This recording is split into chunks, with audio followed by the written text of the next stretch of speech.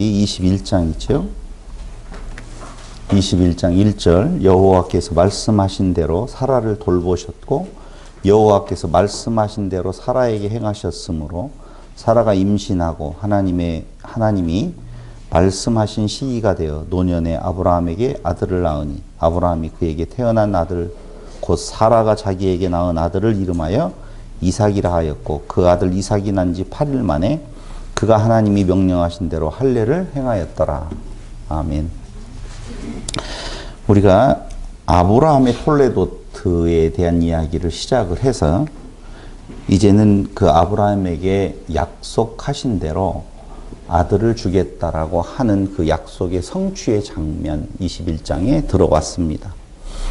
창세기 21장을 우리가 살펴보기 전에 1장부터 20장까지의 내용을 정리해보고 또 그 이후에 이어질 그 아브라함의 이야기에 대해서 뭐 성경으로 말한다라고 보면 에스더서까지 또 조금 더 나아간다라고 보면 마태복음까지 미리 한번 살펴보는 것도 앞으로 성경을 이해하는데 창세기를 공부해 가는데 많은 도움이 될 거라고 생각을 하고 여러분들이 그동안에 배우고 머릿속에 지금 들어있었던 것을 먼저 이 시간에 한번 되새김질 해보는 시간을 갖도록 해보겠습니다.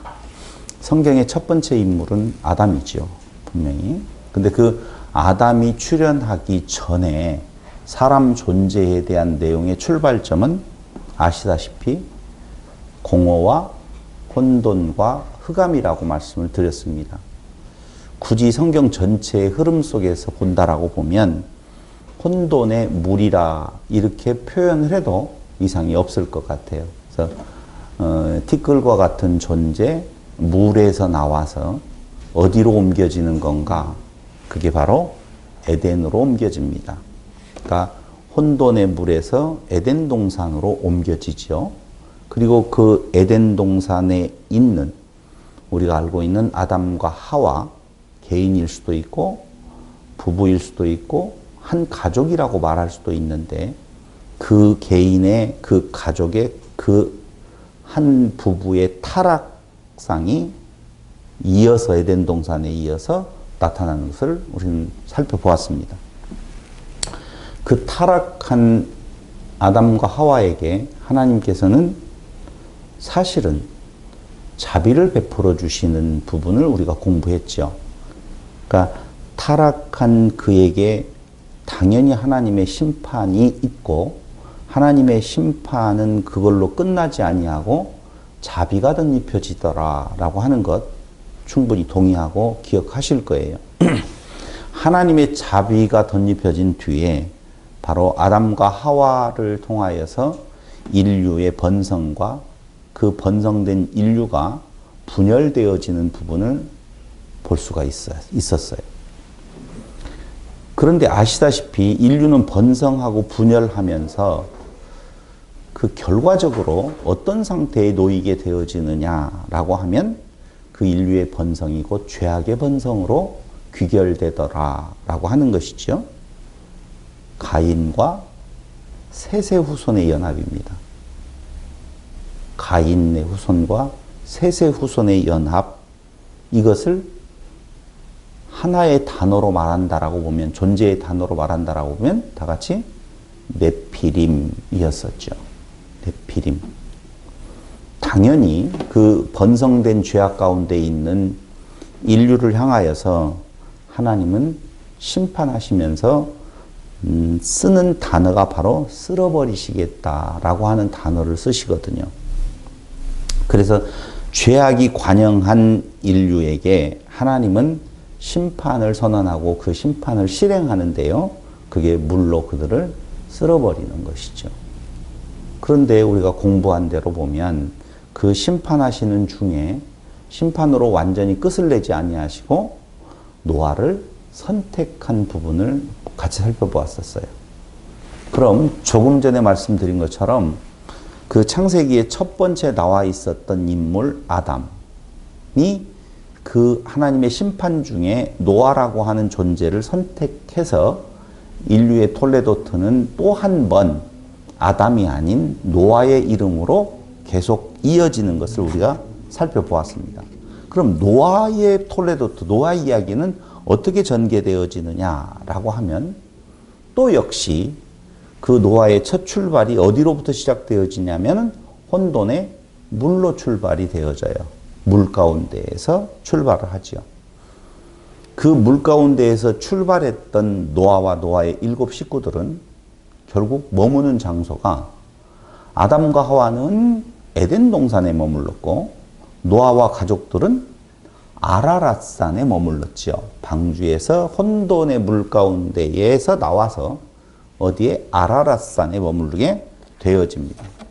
근데 그 아라랏산에 머물러서 점진적으로 공동체가 형성이 되어지더만 결국은 그들도 역시 타락하는 공동체로 그 모습을 드러내더라 하는 것이죠. 그런데 이 타락한 공동체에 하나님께서는 무엇을 덧입혀 주시는 건가? 자비를 덧입혀 주셔서 똑같아요. 번성과 분열이 그 가운데에 임하게 되어지는 것을 살펴보았었습니다. 또다시 말씀을 드리지만 번성이라고 하는 것은 긍정적인 측면이 아니라 바로 죄악의 번성의 모습을 우리는 살펴보았었죠. 그 죄악의 번성은 이전에 아담과 하와의 톨레도트의 결론으로 나타났던 것은 네피림이었었다라고 보면 노아의 그 죄악의 번성은 다 같이 시작 바벨탑으로 나타났다라고 하는 거예요. 무엇으로요? 바벨탑으로 나타났어요. 바벨탑. 그러니까 노아의 후손들이 우리가 알고 있는 세 종족이 있잖아요. 셈과 함과 야벳 족속이 있었어요. 그런데 그 세 종족의 연합체로 무엇이 생겨나게 되어지느냐? 바로 바벨탑이 생겨나게 되어졌다라고 말씀을 드렸죠. 우리는 바벨탑은 셈족하고 상관이 없는 걸로 한동안은 알았었지만 이번에 창세기를 공부하면서 그 바벨탑의 의미는 단순히 함이라든가 야벳 족속에 의한 것만이 아니고 셈 족속이 같이 거기에 포함되어져 있었다라고 하는 내용을 살펴봤잖아요. 그렇기 때문에 노아로부터 시작되어진 선택된 노아로부터 시작되어진 인류는 다시 또 한 번 바벨탑이라고 하는 이름으로 대변되어지는 죄악의 번성, 노아 후손들의 연합으로 바로 타락의 그 극한 상황에 이르게 되었다라고 말씀을 드렸어요.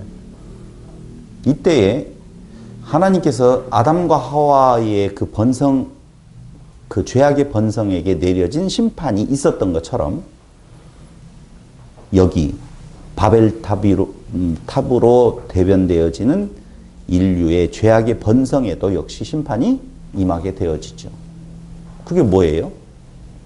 그 전에 우리는 그 죄악의 심판을 쓸어버리겠다라고 하나님께서 선언하셨다라고 보면 여기에서는 흩어버리시겠다 이렇게 말씀을 하시잖아요. 그게 심판이었었어요. 그렇게 흩어버리시는 중에 당연히 하나님께서는 또 한 존재를 선택하더라고 말이에요. 그가 누구예요? 아브라함이에요. 아브라함을 선택한단 말이에요.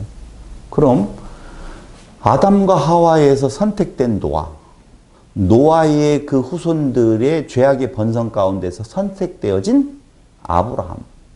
그렇다라고 보면 여기에서는 아브라함의 톨레도트를 살펴봐야 되지요. 우리가 지금 아브라함의 이야기를 지금 살펴보고 있는 중에 있는데 맞아요. 21장까지, 20장까지에 대한 내용만 살펴보는 것이 아니라 앞으로 어떻게 전개될 것인 건가에 대한 내용도 예표해 볼 수가 있죠. 예단해 볼 수가 있잖아요. 충분히 가능해요. 그럼 아브라함이라고 하는 존재에 대해서 우리 기성교회에서 어떻게 바라보느냐라고 하면 그렇게 문제 있었던 원역사, 아브라함 이전에 그 원역사에서는 문제가 있었는데 아브라함 시대에 믿음의 조상으로서의 좋은 본을 보여주어서 이렇게 나간단 말입니다. 다시 이야기할게요. 아담과 노아의 문제점이 인류의 역사의 전면에 흐른다라고 보면 그 문제점에 대한 내용의 해결점으로서 하나님이 선택하신 아브라함 때의 좋은 모습을 보여줬다는 거예요. 믿음, 이삭의 순종, 야곱의 기도, 이런 것들로 인하여서 아름다운 하나님의 나라가 꼭 도래한 것처럼, 그래서 그 신앙의 선조들을 본받아야 된다라고 가버린다니까요. 그쪽으로 가버리면 예수의 올 길이 막힌다 그 말이에요.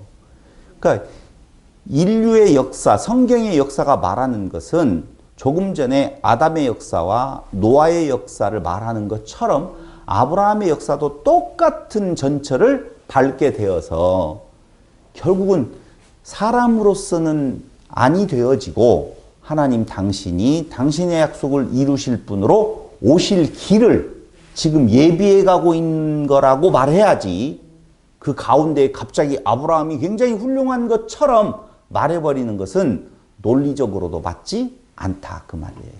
어떤 책이든지 한번 보세요. 거의 대부분이 부정적인 인류의 역사를 이야기하다가 아브라함에게 가서 갑자기 긍정 모드로 확 바뀌어지는 모습을, 설교를 우리가 들을 수가 있었다라고 하는 거예요.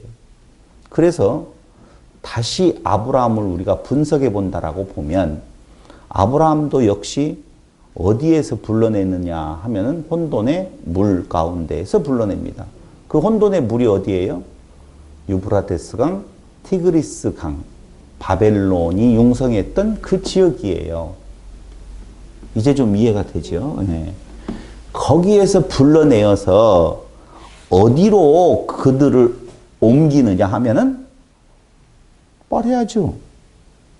아담은 어디로? 에덴 동산으로. 노아는 어디로? 아라랏산으로. 아브라함은 어디로? 가나안이요, 가나안. 가나안을 특별한 곳으로 보면 안 돼요. 에덴 동산도 특별하죠. 아라랏산도 특별하죠. 그런 의미에서 가나안도 특별하지만 또 다른 의미에서 보면 에덴 동산도 아무것도 아니요. 아라랏산도 아무것도 아니요. 무엇도요? 가나안도 아무것도 아닌 거지요. 산산 하니까요. 산만 생각하니까. 산만 생각했어요. 가나산 그렇게 해야 되나요?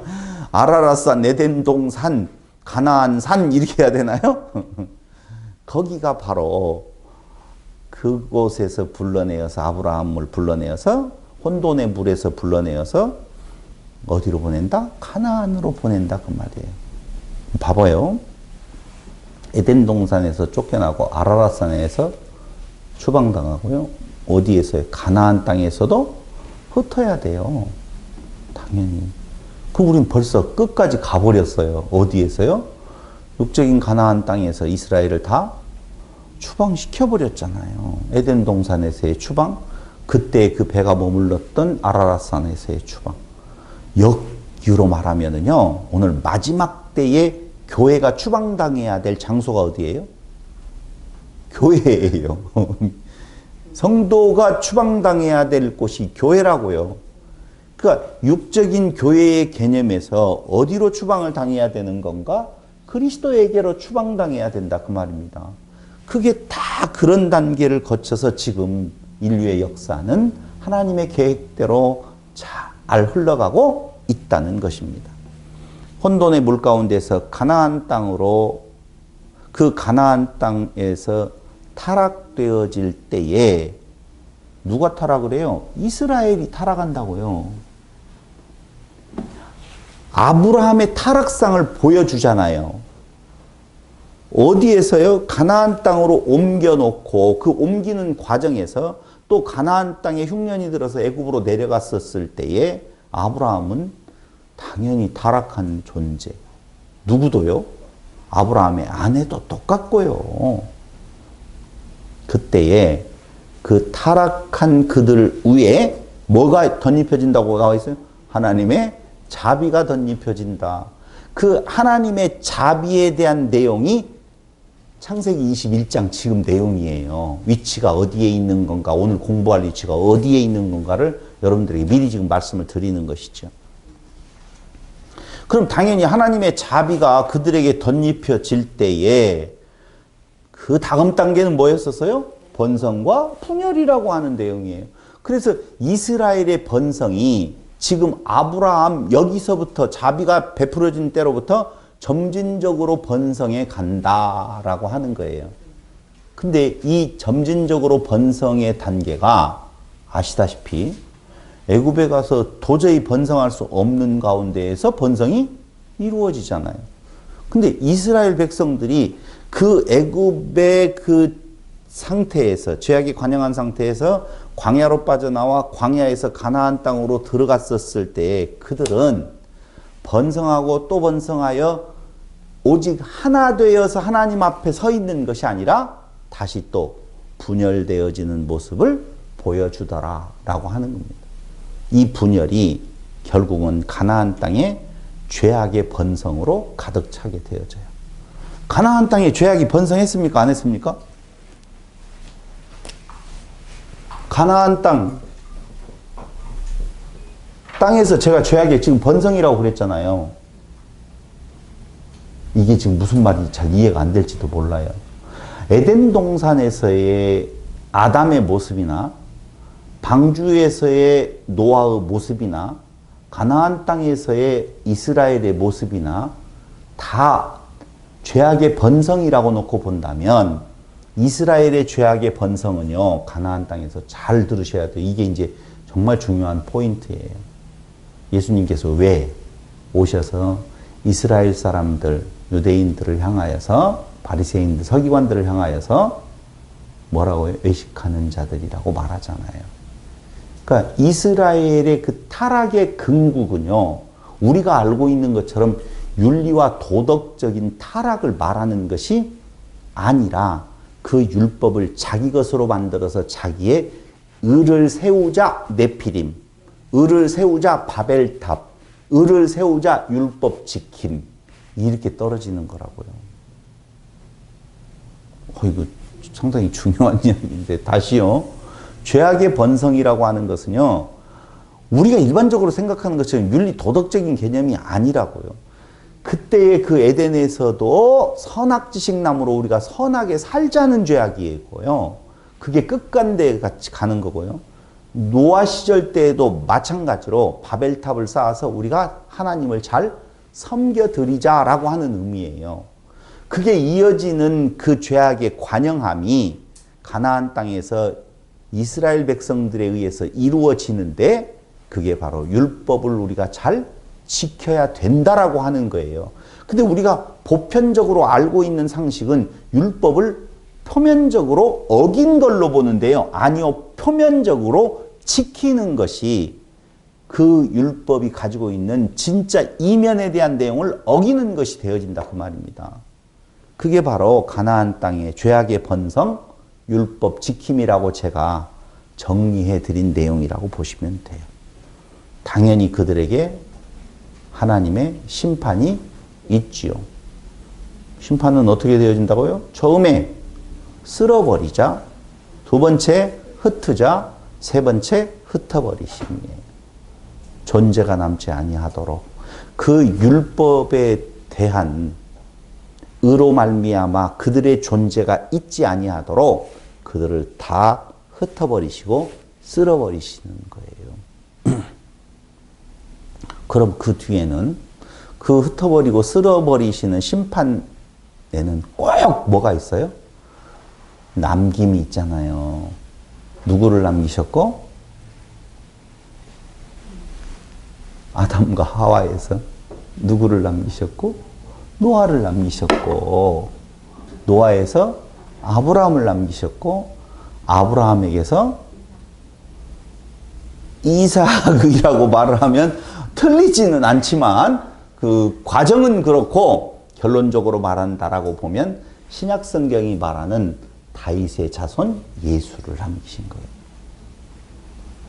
그 다윗의 자손 예수 그리스도, 아브라함과 다윗의 자손, 그러니까 아브라함으로부터 남겨지는 것은 예수인데 그 예수를 뭘로 표현하느냐? 다윗의 자손으로 표현하고 그 다윗까지 오기더라까지 누가 있어요? 이삭이 있는 거고 지금 그 이삭이라는 존재에 대해서 우리가 공부에 들어가고 있는 거라 그 말입니다. 이것이 다윗의 자손으로 오시는 예수가 바로 이제까지 그 많은 굴곡의 역사 속에 마지막 정리로서의 우리가 잘 알고 있는 창조의 뭐라고요? 완성이다. 이렇게 보셔야 돼요. 예수의 존재를. 자, 그렇다라고 보면 이제 정리 끝났어요. 어디까지 끝났어요? 신약성경까지 다 끝났어요. 이러한 큰 틀을 가지고 이 틀에다가 억지 끼워 맞춤을 하라는 것이 아니라 성경 전체의 내용의 그 구도를 보면 요걸 지금 예수를 이야기하려고 하는데 예수는 어떻게 오시는 건가? 아담으로부터 출발해가지고 그러한 과정을 거쳐서 결국 아브라함. 그래서 믿음의 조상이라고 이야기할 때에는 뒤에 가서 이야기해요. 오늘 마지막 부분에 대한 내용이 그 믿음의 조상 이야기가 나오니까요. 그때 말씀을 드리기로 하고 그럼 이제 본문으로 들어가서 성경의 내용은 아직 본문으로 들어가진 않았어요. 성경의 내용은 애 낳는 역사라고 그랬잖아요. 애 낳는 역사를 성경이 말하고 있는 용어 히브리어는 톨레도트라고 하죠. 족보 뭐 이런 거라고 말씀을 드렸잖아요. 그럼 그 애 낳는 역사 톨레도트 족보에는 세 가지에 꼭 필요한 것이 있어요. 족보하면은 뭐가 있어야 돼요? 족보가 이루어지려면 너무 황당하긴 하겠다. 씨가 있어야 되고 두 번째로는요. 밭이 있어야 되고 그렇죠. 세 번째로는요. 열매가 있어야 돼요. 당연히. 씨, 밭, 열매가 톨레도트에서 가장 중요한 내용이에요. 그럼 오늘 우리가 공부해 가고 있는 21장의 씨는 누구 씨요? 아브라함 씨. 밭은 누구 밭? 사라 밭. 열매는 어떤 열매? 이삭 열매, 이삭이라는 열매. 이게 좋은 씨, 좋은 밭, 좋은 열매예요. 근데 나쁜 씨, 하갈. 죄송해요. 나쁜 씨로 되어지는 것은 이름도 몰라요, 성도 몰라요? 그냥 외부인이에요. 집에서 길리운. 그게 첫 번째 씨가 뭐냐면요. 아브라함의 의를 최고조로 발휘할 수 있는 이해돼요? 아브라함에게 있어서 최고조의 의는 뭐였었냐면요. 그 북방 연합군들하고 싸움을 통하여서 그때 거기에서 포로로 잡아온 집에서 길리운 누구요? 엘리에셀이에요. 그를 세우려고 했단 말입니다. 그게 나쁜 씨라니까요. 하나님 필요 없고 내 의가 있습니다 라고 하는 나쁜 씨. 안 돼. 그는 씨가 없어요. 본래 약속된 씨가 아니에요. 누구 씨인지도 몰라요. 그걸 갖다가 자기의 기업을 물을 자로 안 된다 그 말이에요. 애시당초. 씨도 없고 밭도 없고 열매만 하나 있는데 그 열매가 뭔지 모른다니까요. 그러니까 부정하잖아요. 두 번째로는요. 씨는 씨요. 그렇죠? 근데 뭐가 문제가 있어요? 밭이 문제가 있었네. 그러니까 열매도 당연히 문제가 있죠. 씨가 떨어졌는데 밭이 제 밭이 아니에요. 그래서 오그라들어서 이상한 열매가 하나 나왔다 그 말입니다. 그런데 마지막으로 하나님께서 시도하시는 것은 맞아요. 좋은 씨 맞아요. 좋은 밭 사라 맞아요. 열매 좋은 열매 맞아요. 그러니까 이스마엘이 아니라 이삭이어야 된다라고 하는 내용 쪽에서 족보 지금 우리가 21장에서 보고 있는 것은 바로 약속의 자녀 이렇게 표현하잖아요. 갈라디아서에서 그러던가요? 약속의 자녀. 근데 이스마엘은 욕심의 자녀지요. 그 욕심이라고 하는 것이 인류가 보았었을 때 그 욕심은 좋은 거예요. 해보려고 하는 것. 최선을 다해보는 것. 우리의 의를 내비춰야 되는 것. 근데 하나님은 그걸 가장 싫어하신다 그 말입니다.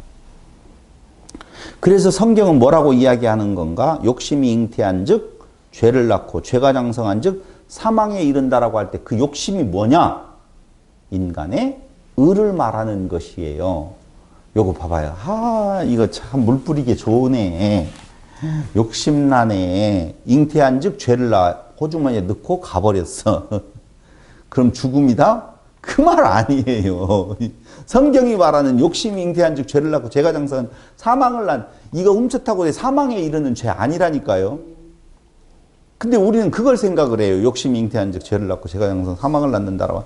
아니요. 거기에서 욕심은요, 하나님을 배제하고 내가 영원한 생명에 이르고자 하는 내 율법 안에서의, 내가 지키려고 하는 율법 안에서의 자기를 자랑하는 의, 그게 욕심이라 그 말이에요. 그것이 상관없어져요, 예수하고. 그래서 어디로 가느냐? 사망으로 가버린다 라고 하는 것이죠. 여러분, 아브라함은요, 어떤 목회자나 어떤 신학자들이 이야기하는 것처럼 신앙에 있어서, 하나님 앞에 있어서의 모범적인 사람이라고 볼 수가 없어요. 모범적인 신앙의 삶과는 거리가 먼 사람이라는 거 우리가 20장 앞에까지 잘 공부했었어요.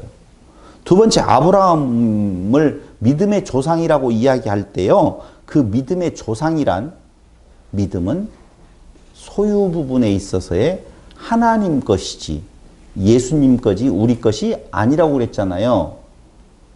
피스티스는 소유격이 하나님께 있다고 그랬잖아요. 그러니까 그를 믿음의 조상이라고 말할 때에는 어떤 의미를 가지고 있느냐면은 하나님의 은혜가 아니면 소망이 없음을 단적으로 보여주는 사람이에요. 그러니까 거꾸로 우리가 믿음의 조상 안에서의 자녀가 되었다는 말은 하나님의 은혜가 아니면 생명에 이르를 수 없는 존재다라고 하는 것이지, 그 믿음의 조상이 간 길 순종해가지고 믿었습니다, 바쳤습니다, 막 그래서 이걸 따라가라는, 그렇게 표면적으로 따라가는 것이 조금 전에 이야기했던 욕심이라 그 말이에요. 뭐 전혀 다른 이야기를 하니까 혼돈되기는 하실 텐데요. 정확한 성경의 이야기예요, 이게. 그래서 21장 1절로 이제 본문에 들어가 보면 여호와께서 말씀하신 대로 사라를 돌보셨고 여호와께서 말씀하신 대로 사라에게 행하셨으므로 사라가 임신하고 하나님의 말씀하신 시기가 되어 말씀하신 대로 뭐라고 또 세 번째 나오느냐 하면은 말씀하신 시기가 돼요. 말씀하신이라고 하는 것이 세 번 나와요. 그렇죠? 세 번 나오는데요. 같은 단어가 아니에요. 한 번은 아마르라는 단어를 써요. 근데 두 번은요, 다바르라는 단어를 써요. 자, 여호와께서 말씀하신 대로 처음 나오죠? 그게 바로 아마르예요. 여호와께서 아마르 하신 대로 사라를 돌보셨고 여호와께서 다바르 하신 대로 사라에게 행하셨으므로 사라가 임신하고 하나님의 다바르 하신 시기가 되어 노년의 아브라함에게 아들을 낳으니, 이렇게 되어 있어요. 원문에 보면. 자, 이해됐죠? 그럼 말씀하셨다라고 해서 똑같은 것이 아니라 히브리 단어에 아마르하고 다바르라는 단어를 쓰는데요. 그렇게 막 엄청난 진리가 숨어 있는 것만은 엄청난 진리기는 진리다. 그건 뭐 엄청난 진리라고 볼 수도 없어요. 이게 두 단어를 이렇게 같이 쓰면서 뭔가를 이야기해 주려고 하는 뜻이 있는데요. 21장 1절 처음에 아마르라고 하는 말씀하신 대로 이 단어 아마르는요, 말하다, 생각하다. 혹시 여러분들이 혼돈할지 모르니까 스트롱 코드는 559번을 써요. 다바르라고 하는 말씀하신 대로는요 1696번을 쓰거든요. 그러니까 달라요. 다르는데 그 아마르는요 말하다, 생각하다 라고 하는 뜻을 담고 있는 단어예요.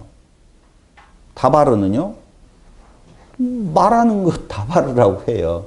어떤 차이가 있느냐 하면은요, 아마르를 쓸 때는 말하는 것을 뜻하는 가장 일반적인 단어예요. 그러니까 우리가 보통 이렇게 말이라고 하는 말을 하잖아요. 영어로 뭐라고 해요? 스피킹 한다고 하나요? 말한다 그런 의미예요. 그냥 제가 지금 말하고 있죠. 이게 아마르예요.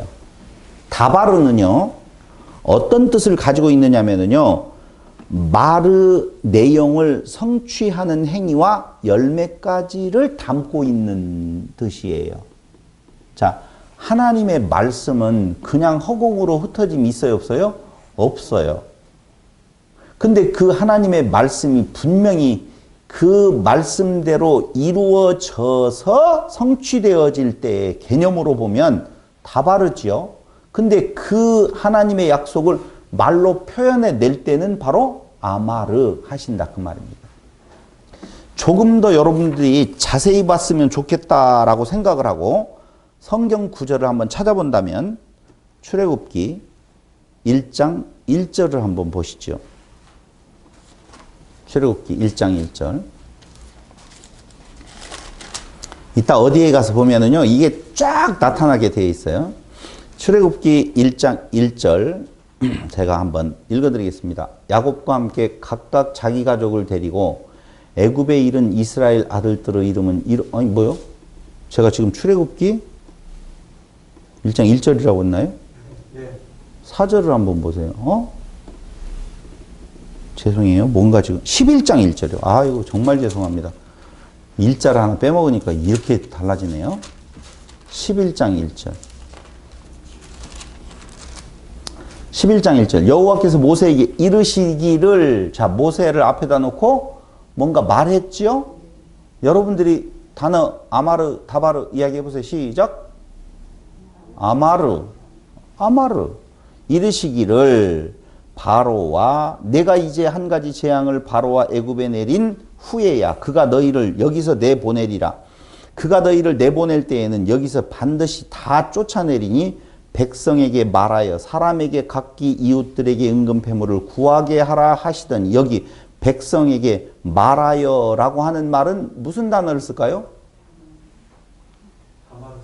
다바르를 써요. 다마르가 아니고 네, 다바르를 써요. 봐봐요. 2절에 보면 백성에게 말하여 사람들에게 각기 이웃들에게 은금패물을 구하게 하라 하시더니, 지금 저를 보세요. 지금 그 말을 앞에다 대고 했어요? 말하게 하라고 하셨어요?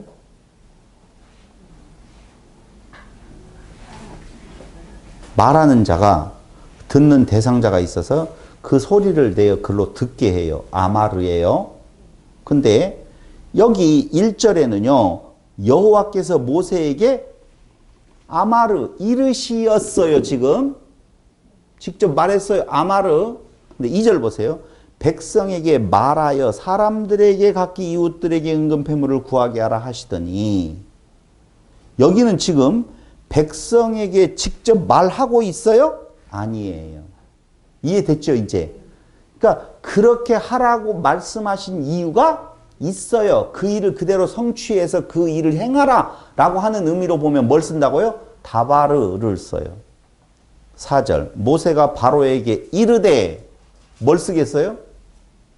모세가 바로에게 직접 아마르 직접 말하는 건 뭐라고요? 아마르. 8절. 왕의 이 모든 신하가 내게 내려와 내게 절하며 이르기를, 다 같이 시작. 왜 그래요? 저를 보시오. 그럼 왕의 신하가 내게 내려와서 내게 절하며 지금 이른다. 뭐예요? 직접 말하잖아요. 다 같이 뭐예요? 아마르. 정확해요. 그렇게 나와 있어요. 9절. 여호와께서 모세에게 이르시기를, 다 같이 시작. 아마르. 오케이. 그렇게 지금 아마르 다바르라고 하는 것을 구분하시면 된다. 그 말씀을 지금 드리고 있는 거예요. 그럼 다시 창세기 21장으로 넘어와서 여호와께서 말씀하신 대로 사라에게 어떻게 했다는 거예요? 직접 말한 대로 뭐가 됐다? 돌보셨고, 여호와께서 말씀하신 대로 다바르라고 쓰여져 있어요. 사라에게 행하셨으므로, 이 말은 아까 이야기한 것처럼 성취하는 행위와 열매까지 포함되었다라고 말씀을 드렸잖아요. 그래서 다바르 하신 대로 사라에게 행하셨으므로 사라가 임신하고 하나님의 말씀하신 시기가 돼요. 직접 말하는 것이 아니죠. 그러므로 뭘 쓰겠어요? 다바르가 쓰여진다 그 말이에요. 이제 충분히 이해했지요. 충분히 이해됐으리라고 생각을 합니다. 그래서 결국 이 내용은 뭔 말이냐면요. 즉 아마르 하면 다바르 된다는 거예요.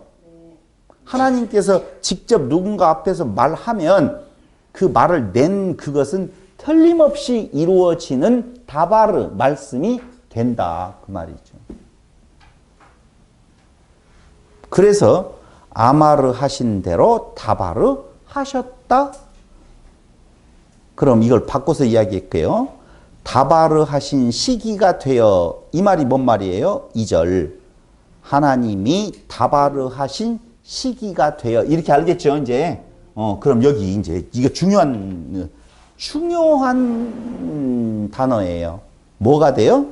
다바르 하신 시기가 되어.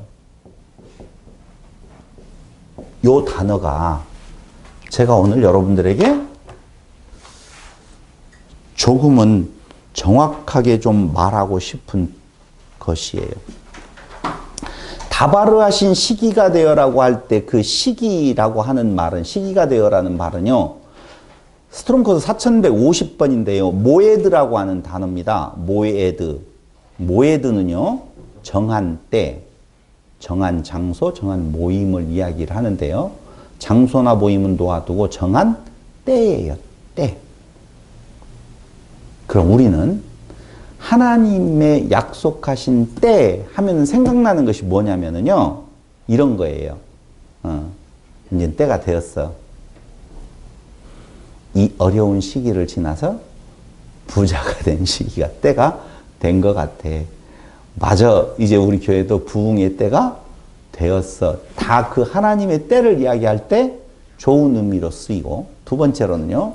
심판의 때, 이렇게도 쓰이게 되어 있지요. 여기 모에드 정한 때라고 하는 말은요. 여기 놓치시면 안 돼요. 이 때가 바로 무슨 때냐면은 사라에게 아기가 생겨서 아기를 낳은 때예요. 여기 지금 21장에 말하는 때는요. 시기가 되어, 이 때가 되어 라고 하는 말이거든요. 그런데 우리는 하나님께서 그 약속한 때대로 보통 생각을 하잖아요. 맞아요. 그건 맞다니까요. 근데 왜 하나님께서 하필이면 그때를 그 시기로 잡았느냐 그 말이에요. 제가 관심을 두고 있는 내용이 왜 하필이면 그때는 언제예요? 예? 그때는 언제죠? 아브라함 100세 된 때, 사라가 90세 된 때. 자요, 그냥 현상학적으로 보자고요. 그 시기가 되어서 아기를 낳는데, 그때가 아브라함의 100세, 사라는 약 90세 된 때란 말이에요. 그것을 그 시기, 그때라고 이야기할 때, 내년 이맘때에 너에게서 너 아들을 내가 보게 하겠다라고 하는 그 약속의 때만 생각을 하잖아요. 우리는 보편적으로. 그래서 성경을 연구하는 사람이 하나님께서 뭘 약속하고 그때가 언제 이루어졌냐, 몇 년, 몇 월, 며칠이냐, 이쪽으로 간다 그 말입니다. 그런데 성경에서 말하고 있는 그 시기, 그 때를 하나님의 때를 이야기할 때는 그것보다 더 깊은 뜻이 담겨져 있다 그 말이에요. 그럼 그 깊은 뜻이 뭐냐면요. 표면적으로는 100세와 90세예요. 그것이 그때의 내년 이맘때라고 하는 약속의 때예요. 근데 왜 하필이면 100세요, 90세라고 하는 시기를 때라고 정했느냐 그 말이에요. 그래요. 맞아요. 확실한 이야기를 지금 여러분들하고 같이 저하고 공감대를 형성하고 있는데요. 이 말이 무슨 말이냐. 왜 그걸 그 시기로 정했느냐. 그러니까 모에드라고 하는 단어는 야아드라고 하는 단어에서 유래되었는데 정하다, 지정하다는 거예요. 그러니까 정한 때인데 왜 그렇게 정했느냐가 제가 그 물어본 질문이었었잖아요. 그러니까 우리는 보편적으로 우리들은 우리의 살아나는 회복되어지는 때를 기대하고 있거든요. 근데 성경이 말하고 있는 때는요, 그때가 아니에요. 노년의 아브라함 몇 세? 100세. 씨 없다. 씨 없다는 말은 죽은 자라는 말이에요. 아브라함의 씨가 아니다라고 하는 것을 하나님께서 드러낼 그때란 말이에요.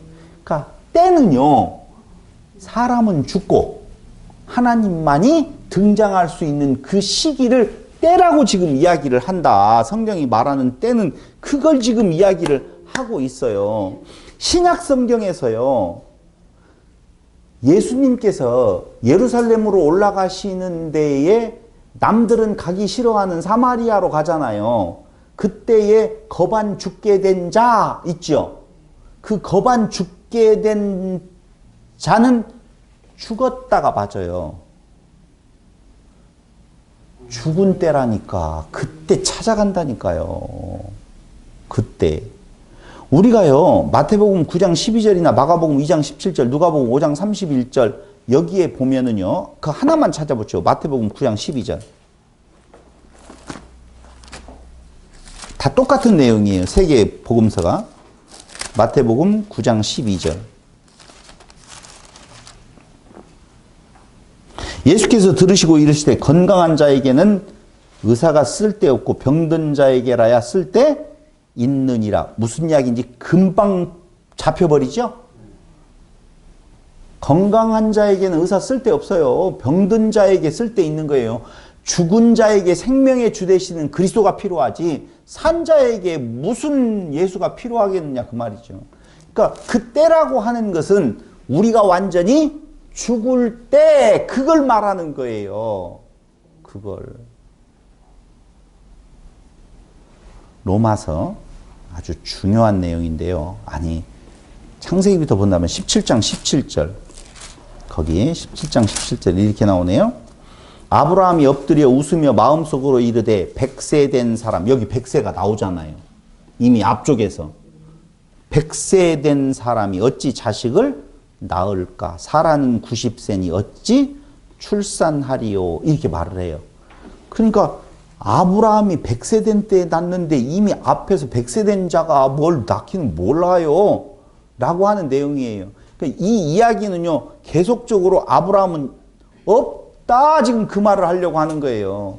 그러니까 지금 아브라함과 사라에게서 난 이삭은 누구 씨로 난 거예요? 그렇죠. 그렇게 말을 해달라는 거예요. 제 이야기는. 하나님의 씨로 났지. 그게 아브라함의 씨겠느냐 그 말이에요. 자 보세요. 또 나오지요. 가인과 아벨에서 아벨이 죽었어요. 근데 아벨 대신에 셋을 주지요.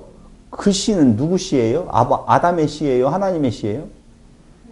그래, 하나님의 씨라는 말을 제가 지금 하고 싶은 거예요. 또 하나 여러분들에게 말씀을 드릴게요.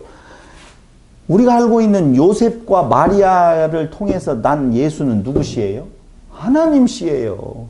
그러니까 전부 다 지금 죽게 된 인간으로서는 아무런 의를 내세울 수 없다라고 하는 내용에서 하나님께서의 그 톨레도트 역사를 족보를 이루어가고 계신다라고 하는 거예요. 창세기 18장 11절로 14절. 거기 그 내용이 또 나와요. 11절. 아브라함과 사라는 나이가 많아 늙었고, 늙은 것으로 끝나면은요, 여러분 혼돈되어질 수도 있어요. 이번에 대단한 일이 일어났죠? 나이가 40 몇 살 차이 나는 여자를 통하여서 80 몇 살인가 90 몇 살 되시는 노인 양반, 돈 많은 양반이 90살인가요? 90살 노인 양반이 애를 낳잖아요. 그러니까 씨 부분에 대한 내용은 90세에도 지금 낳는 부분이 있는데 아브라함 100세라고 해서 뭐 못 낳을까? 이리 생각할 수도 있잖아요. 이리 생각할 수도 있어요. 근데 거기에다 그걸 세기를 받기 위해서 사라 끊겼다라고 딱 못을 박아버린다니까요. 그거 봐봐요. 그렇게 나왔는지 안 나왔는지 11절에 다시 보면은요. 아브라함과 사라 나이가 많아 늙었고 사라에게는 여성의 생리가 끊어졌는지라 이렇게 나오잖아요. 사라가 속으로 웃고 이르되 내가 노쇠하였고 내 주인도 늙었으니 내게 무슨 즐거움이 있으리요. 여호와께서 아브라함에게 이르시되 사라가 왜 웃으며 이르기를 내가 늙었거늘 어떻게 아들을 낳으려 하느냐. 여호와께서 능하지 못한 일이 있겠느냐. 기한이 이를 때에 우리는 이걸 또 날짜로 생각하는 경향이 있다 그 말이에요. 근데 날짜를 말하지 않는다라고도 볼 수 없지만 진짜 하나님께서 말씀하시는 때는 인간이 죽은 때, 인간으로는 소망이 완전히 끊어질 때, 그것을 지금 이야기를 하고 있는 거예요. 같이 모에드 쓰네요. 예? 이때도 모에드 예. 쓰네요. 예, 때요. 당연히 그렇죠. 15절 사라가 두려워서 부인하여 이르되 내가 웃지 아니하였나이다. 이르시되 아니라 네가 웃었느니라. 이렇게 이야기를 하죠. 근데 여기로만 끝나지 말고요. 로마서 한번 넘어가 보세요. 4장.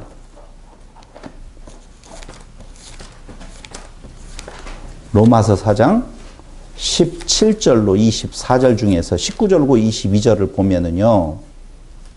로마서 4장 17절 기록된 바 내가 너를 많은 민족의 조상으로 세웠다 하심과 같으니 그가 믿은 바 하나님은, 지금 아브라함 이야기하는 거예요. 하나님은 죽은 자를 살리시며 없는 것을 있는 것으로 부르시는 이시니라. 참 나오죠. 죽은 자를 살리시며. 씨가 죽어 있어요. 아브라함이 발할 수 없는 중에 발하고 믿었으니 씨 없는 상태, 경수 끊긴 상태. 이는 네 후손이 이 같으리라 하신 말씀대로 많은 민족의 조상이 되게 하려 하심이라. 여기 19절 딱 나와. 그가 백세나 되어 자기 몸이 죽은 것 같고, 나오죠? 죽은 것 같고 사라의 태가 죽은 것 같음을 알고도 믿음이 약하여지지 아니하고 믿음이 없어 하나님의 약속을 의심하지 않고 믿음으로 견고하여져서 하나님께 영광을 돌리며 약속하신 그것을 또한 능히 이루실 줄을 확신하였노니 그러므로 그것이 그에게 의로 여겨졌느니라.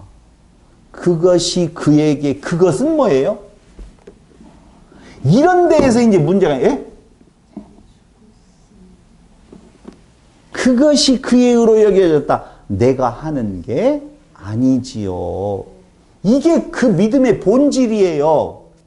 야, 하나님, 내가 하나님 말 믿을게. 내가 할 수 있어요. 하나님께서 나를 도와주기는 뭘 도와줘요? 우리는요, 기도할 때라든가 하나님을 향하여서 뭔가를 이야기한다라고 할 때 도와주세요라는 단어를 쓰잖아요. 나 있음이에요. 하나님이 뭘 도와줘요? 하나님만이 존재 그 자체이신데.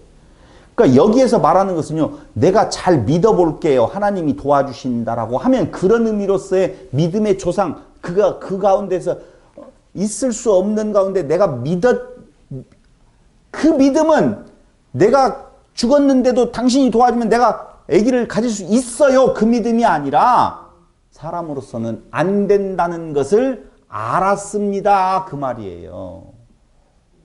영생은 유일하신 하나님과 그의 보내신 자 아들을, 예수를 믿는 거라 아는 거예요. 아는 거.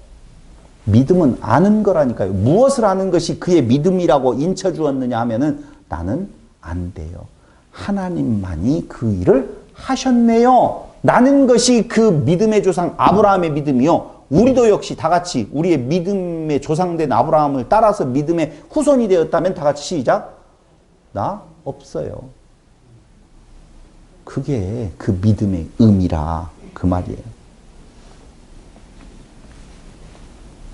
그러면서 그에게 의로 여기셨다 기록된 것은 아브라함만 위한 것이 아니요 더 확실하게 우리에게 정리해줘요. 의로 여기심을 받을 우리도 유함이니 라고 나오잖아요.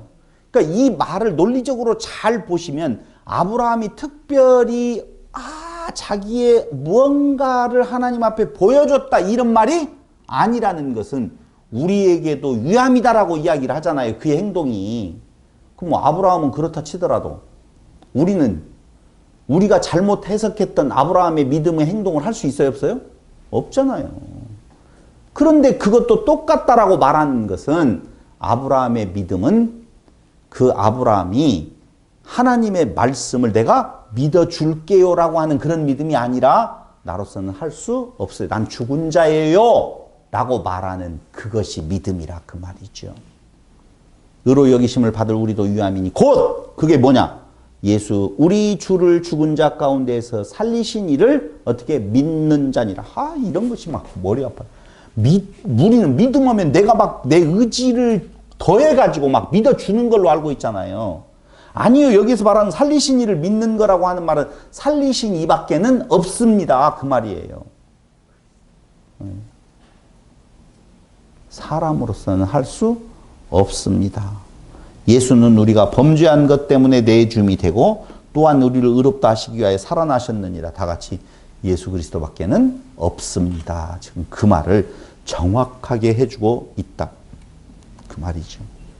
그래서 아담에게서 셋, 아브라함에게서 이삭, 마리아에게서 예수, 이것은요 다 죽은 가운데에서 하나님께서 이루셨다, 주셨다라고 하는 것에 대한 선포예요. 정리해 보겠습니다. 사라가 이삭을 낳은 것은 하나님의 언약성 주의 결과로서 하나님께서 하신다라고 하는 선언이고 하나님의 자비가 시행되어지는 현장이었었다라고 하는 거예요. 그 고백으로 당연히 아브라함과 사라는 뭘 해야 돼요?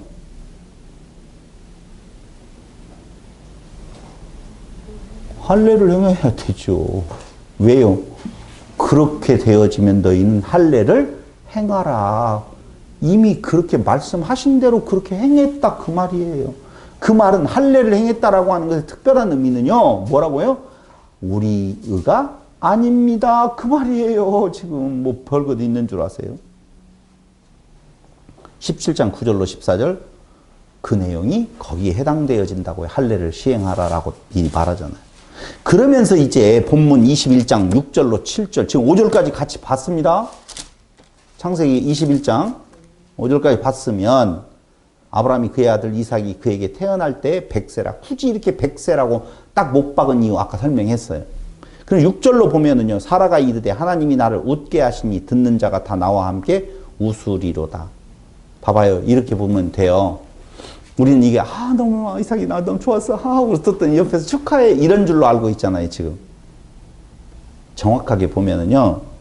그런 말이 아니라 하나님이 사라로 웃게 하셨다. 하나님이 나를 웃게 체호크 웃음거리 하시니 듣는 자가 다 나와 함께 웃으리로다. 6711번 차하크를 써요. 나는 체호크 했는데 주위 사람들은 차하크 했다 그 말이거든요. 단어가 좀 달라요. 똑같은 6712번, 6711번 같은 장에 있는데요. 웃다, 비웃다, 차하크. 이 말은 뭔 말이에요? 봐라! 이거 그럴 때는 어쨌어? 이런 의미예요. 그냥. 너무 좋았어요. 사라가. 그랬더니 옆에 이거 처음에는 안 믿었잖아요. 참 이런 거예요. 이런 분위기예요. 이런 분위기를 어떻게 말로 해요? 그냥 표정으로 해야지. 다시 한번요. 너무 좋아. 페이크 웃기는. 그런 의미를 지금 이야기를 하고 있다고. 이루어졌어요. 봐봐요. 여러분 여기에서 우리는 한 가지 생각해야 돼요. 사라가 무엇 했다고 했어요? 체호크 했다고 그랬잖아요. 기뻤잖아요. 왜 기뻤어요? 아들 주는 것이 기뻤지요. 그렇게 생각한다면 아들 도로 내놓으라고 할 때는 슬픔이어야 되잖아요. 근데 안 슬퍼해요? 이유는요. 거기에 사라가 체호크했던 웃었던 것은요. 그 아들을 보아서가 아니고 그 아들을 통해서 하나님을 알았기 때문에 그런 거예요. 주었다가 금방 가잖아요. 물질 주었다가 가잖아요. 우리 삶을 가만히 놓고 보면은요. 곤고한 날과 형통한 날, 형통한 날과 곤고한 날이 있잖아요. 그러면 주면 가져가면 여기에 빠져 들어가니까 우리의 삶이 피폐해지는 거예요. 근데 성경은 빌립보서에서 뭐라고 말해요? 항상 기뻐하라 그랬죠? 빌립보서 4장 4절에서 항상 기뻐하라. 어디에서? 주 안에서 정확했어요, 권사님.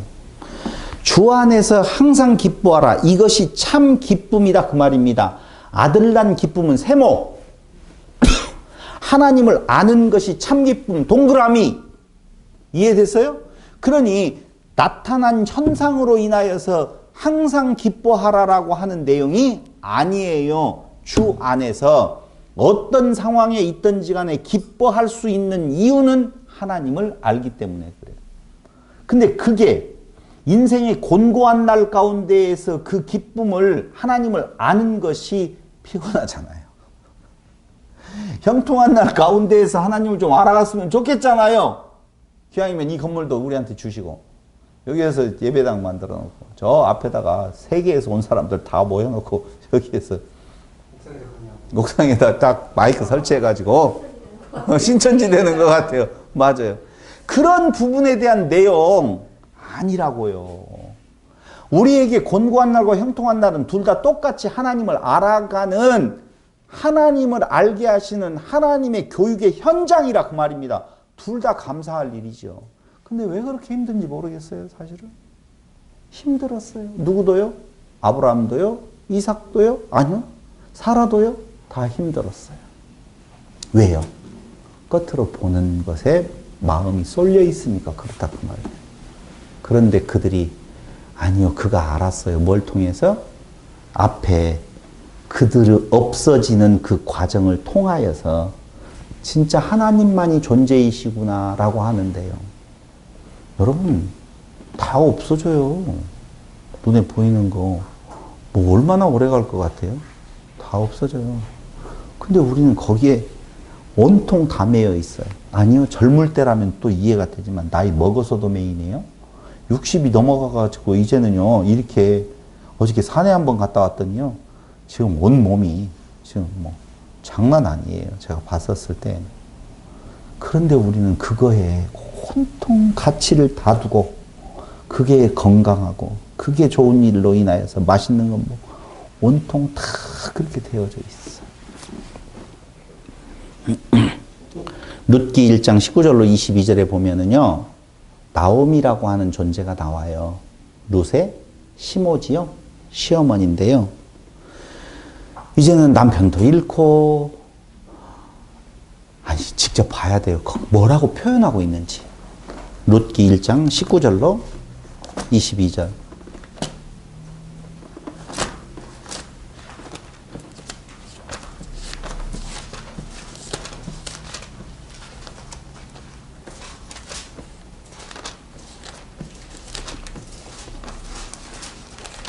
얼마 안 되니까 넘어가고 하네요. 1장 19절.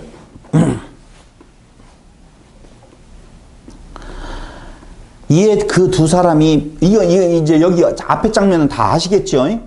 결국은, 나오미를 따라서 누가 가요? 룻이 나오미 따라서 이제 고향으로 돌아갑니다.